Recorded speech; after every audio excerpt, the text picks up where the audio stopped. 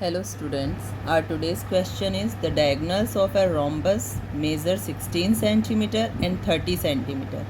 Find its perimeter. मतलब आपको एक रोम्बस के दोनों डायगोनल्स का मेज़रमेंट दिया हुआ है और आपको रोम्बस का पैरामीटर पूछा है। तो सबसे पहले रोम्बस क्या होता है?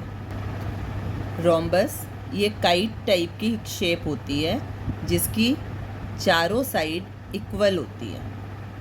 First thing. सेकंड थिंग कि इसके जो डायगोनल्स होते हैं वो एक दूसरे को बाइसेक्ट करते हैं। मीन्स अगर आपका रोम्बस है ABCD और इसका सेंटर पॉइंट है O, तो जो हमारा AC डायगोनल है इसको BD बाइसेक्ट करेगा। इट मीन्स OA और OC ये दोनों इक्वल होगी। और जो BD डायगोनल है इसको AC बाइसेक्ट करेगा। इट मीन्स OB और OD ये दोनों इक्वल होगी। थर्ड थिंग, जब ये डायगोनल्स एक दूसरे को बाइसेक्ट करते हैं तो ये एक दूसरे के लिए परपेंडिकुलर होते हैं। मीन्स 90 डिग्री का एंगल बनाते हैं। ये राइट एंगल होता है। ठीक है। अब हमारा क्वेश्चन है कि हमें एक रोम्बस के दोनों डायगोनल्स की मेज़रमेंट दी हुई है। ये हमारा रोम्बस है, ये A, B, C and D, और जो AC डायगोनल है वो है हमारा 16 सेंटीमीटर, और जो BD डायगोनल है वो है 30 सेंटीमीटर।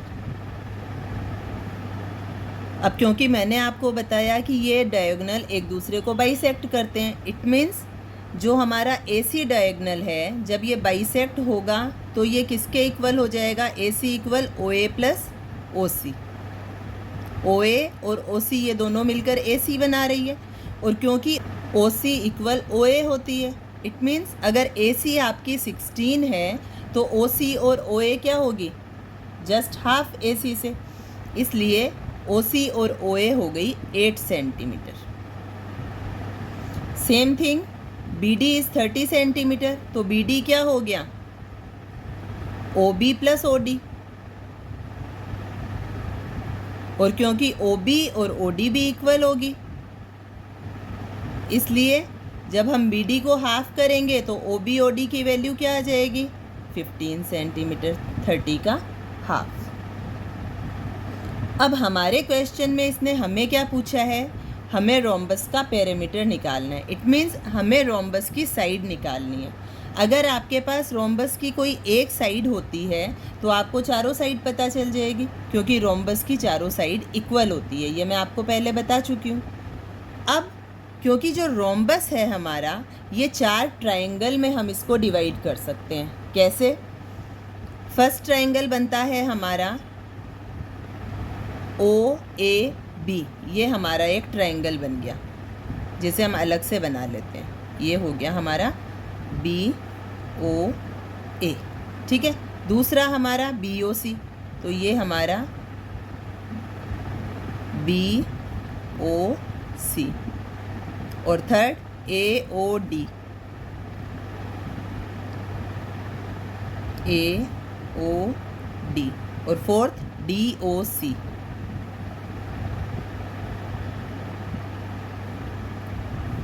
OC।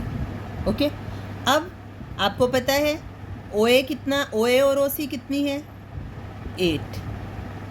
तो ये सब 8 सेंटीमीटर है। OA OC, OA OC।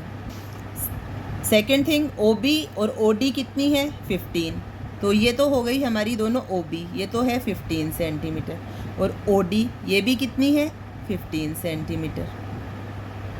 अब हमें ये पता है कि ये 90 डिग्री का एंगल होता है, क्योंकि ये राइट एंगल ट्रायंगल है और इसमें हमें 2 साइड्स पता है, तो हम थर्ड साइड कैसे निकालेंगे?